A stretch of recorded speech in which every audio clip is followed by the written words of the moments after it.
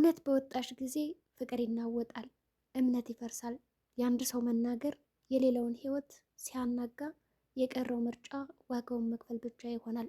በዚህም የተነሳ ሳሚ አሁን ላይ በሚናገራቸው ነገሮች እያንዳንዱ ዋጋ የሚከፍልበት ሆኖ ይገኛል። እንግዲህ በኃይሉ ሚስጥሩን አውቋል። ለገኒ እናቷ ማን እንደሆነች በትክክል ለብሌን የተናገረው ሰውማ ከሁለት አንዳችሁ ናችሁ በማለት እንግዲህ ጠርጥሯቸዋል። የጠረጠራትም ግን በመጀመሪያ ደረጃ ቃልን ነበረ። ቃል ግን እንግዲህ በውሃ ተዘፍቃ መተንፈስ እስከሚያቅታት ድረስ እና እንዲሁም ደግሞ አንቺ ነሽ የተናገርሽው፣ አንቺ ካልተናገርሽማ ይህንን ከባድ ምስጢር ማንም ሊነግራት አይችልም በማለት እንግዲህ በኃይሉ በውሃ ዘፍቆ እያሰቃያት ይገኛል። ይህንን የተመለከተው እንግዲህ ሳሚ ጸጸት የሚታይበት ነበረ። ምክንያቱም ቃል ባላጠፋችው ነገር ነው እየተቀጣችው ያለችው። ስለዚህ ሳሚ እውነትን ተናግሬ የሚመጣውን ነገር መጋፈጥ አለብኝ እንጂ እንደዚህ በጭካኔማ ቃልን ሲገላት ቆሜ አላይም በማለት እንግዲህ በጀግንነትና በሙሉ ድፍረት እንግዲህ ለመናገር ቆርጦ የተነሳም ይመስላል። ይሁን እንጂ ሳሚ በዛ ውሃ ውስጥ እንግዲህ ዘፍቆ ሲያሰቃያትም ተመልክቷል። ታዲያ ሳሚ በዚህ ቅጽበት እንግዲህ ምናልባትም እኮ የቃል እጣ ፈንታ ለእኔ ሊሆን ይችላል፣ ወይም ደግሞ በኃይሉ እኔንም እንደ ቃል ዘፍስፎም ሆነ ቆራርጦ ሊገለኝ ይጥላል ይሆናል። ግን ደግሞ ከዚህ ነገር እኔ ምንም ማመልጥበት ነገር የለም። የልጅቷን ህይወት ለማትረፍ ስል እንግዲህ እውነቱን እናገራለሁ በማለት እንግዲህ ለቃል አዝኖላት ሲናገር ነበረ። እሷ አይደለችም የሚል ድምፅ ማውጣቷል። እንግዲህ በመጨረሻም በኃይሉ ታዲያ እሷ ካልሆነች ማን ሊሆን ይችላል? ምክንያቱም ቢሮ መታኮ በጣም አስገድደኝ ነበር፣ እንዲሁም ደግሞ ካልተደራደረን ከዚህ ገንዘብ አንካፈላለን እንጂ ያለዛ ሁሉን ሚስጥር ግን ዘረግፈዋለሁ ብላ ተናግራም ነበረ በማለት እንግዲህ ለሳሚ ይነግረዋል። ሳሚም ፊቱን ጭብጥ አድርጎና በጣም ተናዶበት እንዲሁም ደግሞ ክፉ እያለ እንግዲህ በልቡ በጣም እያዘነ ነበር ሲመለከተው የነበረ በኃይሉን። በሌላ በኩል እንግዲህ አንድ ደስ የሚል ዜና አለ። እሱም እንግዲህ ቃል ከዳጊ መኝታ ክፍል ሄዳ እንግዲህ የኔ ካልሆንክ እያለች በጣም ስታስቸግረው ነበረ። በዚህ ቅጽበት እንግዲህ ዳጊ እኔ አልፈልግሽም አንቺን በማለት ከመኝታ ክፍል እንድትወጣ አድርጓታል።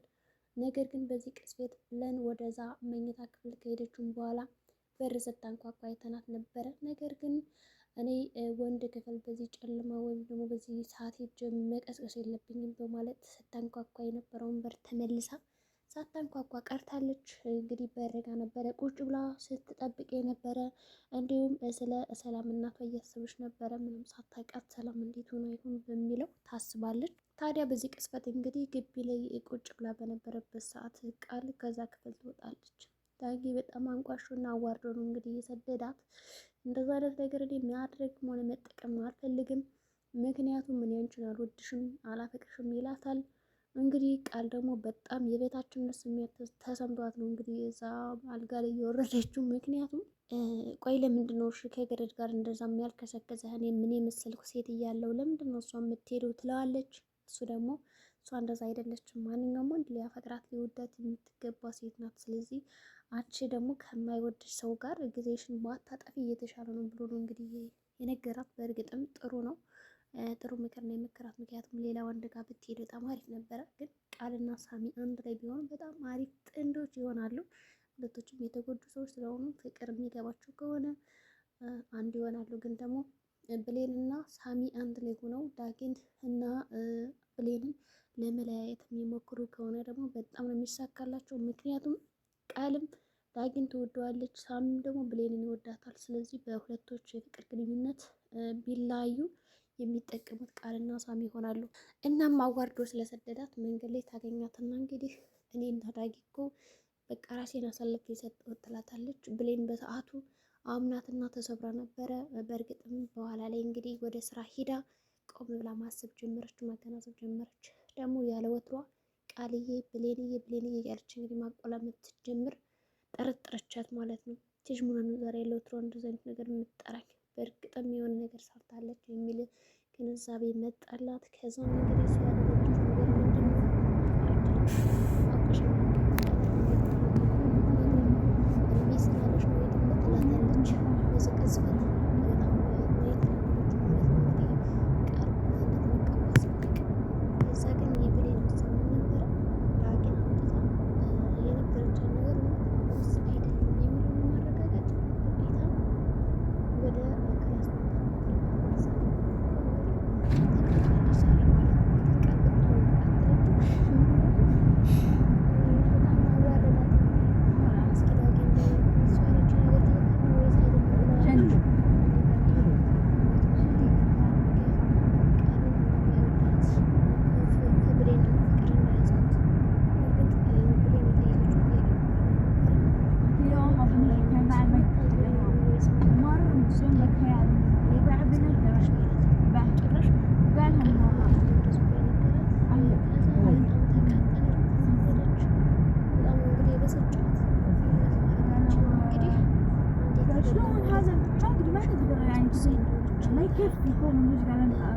እንደወደድሽ እንደማፈቅርሽ ተጎድሽ። هو ياخذ يقول وانا اروح العنوان በሌላ በኩል የገኒ የጎረቤት አስመሳይዋ لا دايم هو يبي لها المدح عامل كذا صبر ما يقولون يعني عادي دافع فلوس بالنهاية انت تدفع مرات بتكسب عشرونة ጅና እናደናንቀካለን ማለት ነው። ቆንጆ ነች። ከዛ ገኒ በቃ እያውጣጣቻት ነው ያለችው። ግን በኃይሉ በደንብ አውጣጭልኝ ማን ደውሎ እንደነገራት በቃ እና ደግሞ ተናግራለች ለብሌን ወይስ አልተናገረችም የሚለውን እንድታጣራ ልኳታል። ለዚህም እንግዲህ ገንዘብ ተቀብላለች። ገኒም በጣም የዋህና ምስኪን ስለሆነች እንደገና ደግሞ አንድም ያለቻት ጎረቤት እሷ ስለሆነች እንግዲህ ሁሉን ነገር እየነገረቻት ነው። ግን መጨረሻ ላይ ወደ ቤት መታ ታዲያስ ምን አዲስ ነገር አለ ብላ ስጠይቃት ገኒም እንደው በጣም በዝምታ ነው እንግዲህ ያየቻት።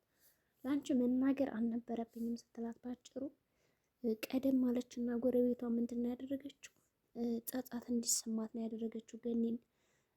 እንዴ ጎረቤቴ ምንድን ነው አታምኝም ምናምን ያለቻት፣ ምክንያቱም እንዳይነቀባት ስለፈለገች ማለት ነው። ከዛ ገኒም እንግዲህ አይ እንደዛ ሳይሆን በቃ አስጨነኩሽ ብዬ ነው በሚለው ነው እንግዲህ ያለፈቻት። ግን በቀጣይ ገኒ መናገር የለባትም ለፀሐይ። ግን ደግሞ ያው ጎረቤቷ ስለሆነች አለመናገር ከባድ ነው። ያው ሰው ማመን ከባድ ነው። እንግዲህ ሰው ማመን ከባድ ነው። ገኒ እውነታውን እስከምትደርስበት እንግዲህ የፀሐይን እውነታ የጎረቤቷን እውነቷ ምንም ነገር ባልነግራት አሪፍ ነበር። ለእሷ ከምነግራት ይልቅ ለብሌን ብነግራት አሪፍ ነበረ። ብሌንም እናቷ ያለችበት ቦታ ሂዳ አይታት ሁኔታዋ እንዴት ነው በሚለው አጣርታ ትመለስ ነበረ። ስለዚህ ሰላም አሁን ሆስፒታል እንደገባች ነች። ማንም ዞር ብሎ ሄዶ አልጠይቃትም። በኃይሉም ሀብቷን ያላትን ነገር እንዴት አድርጎ እንደሚወስድ በጣም እያብሰለሰለ ነው ያለው። እንግዲህ ሳሚም ቃልን እንደዛ ሲደበድባት በጣም ትኩር ብሎ እያየው ነበረ። ምክንያቱም እየተጸጸተ ነው ውስጡ ባላደረገችው ነገር እሷ መቀጣት የለባትም ብሎ ሲያስብ ነበር። ቆይ ልንገረው እኔ አይደለሁም እሷ አይደለችም ልበለው እያለ በጣም ተቸግሮ ነበር ለመወሰን። በጣም እንግዲህ ሲያፈጥበትም ነበረ። ሳሚ በእርግጥም እንግዲህ ጎበዝ ነው። ግን በመጨረሻም ያው እሷ አይደለችም የተናገረችው ብሎ ተነግሮታል። ግን ሳሚ እሷ ካልሆነች በቃ አንተ ነህ ብሎ ነው የጠረጠረው። ስለዚህ አሁን ሳሚ እንዴት ነው ሊያመልጥ የሚችለው ከዚህ ጥያቄ? እኔ አይደለሁም ካለ አያምነውም በእርግጠኝነት። ታዲያ እንዴት ታወክ ነው መቼም ጥያቄው። ምክንያቱም ቃል እውነቱን እየተናገረች ነው የሚሆነ አትዋሽ ምናምን ይለዋል ማለት ነው። ከዛ እሷ ራሱ ምንም የምጠቀመው ነገር የለም በአንደኛ ደረጃ የምትጎዳው እኔ ነኝ ብለዋለች። ግን ይሙን አላምናትም።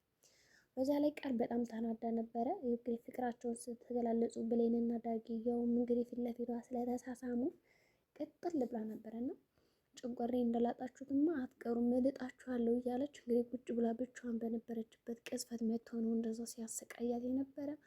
እንግዲህ በዛሬው ክፍል በጣም የተጎዳችው እንደው ቃል ነች። አዎ ቃል ነች። ዳጊና ብሌንም እንግዲህ ፍቅራቸውን እያጧጧፉ ነው። ከክፍሉ ሄዳ ያወሩም ነበረ። ግን በሩ ክፍት ነበር። የሚገርማቸው ነገር በኃይሉና ሳሚ ወደዛ በር ሲገቡ ምንም አይነት ኮሽታ አላሰሙም። የተንኮሻኮሸ ነገር የለም። ቢያንስ እንኳን እንደው ብሌን ብሰማ ከዛ ክፍል ወጥታ ከዛ እያንዳንዱ የሚያወሩትን ሚስጥር የመስማት እድሉ ነበራት። አንደኛ በሩን አልዘጉትም፣ ሁለተኛ ደግሞ ምንም ኮሽታ ሳያስነቁ ነው የገቡት። በመጨረሻም እንግዲህ መሄድ አለብኝ ቃልዬ ብቻዋን ናት ብላ ከዳጊ ጋር ከወራሽ በኋላ ስትሄድ እንግዲህ ሳሚም አፈጦበታል ከባህሉ ላይ እውነቱን ለመናገር። ግን በዚህ ቅጽበት እንግዲህ ሳፋው ላይ በጣም ዘፍቋት ስለነበረ በደንብ ውሃውን ጠጥተው ነበር። በጣም ትን ብሏታል።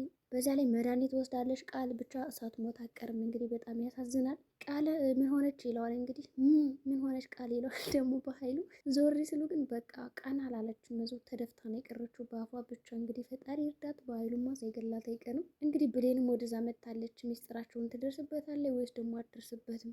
ዛሬ ወዳችን ይህን ይመስላል። በቀጣይ ቪዲዮ እስከምንገናኝ መልካም ጊዜ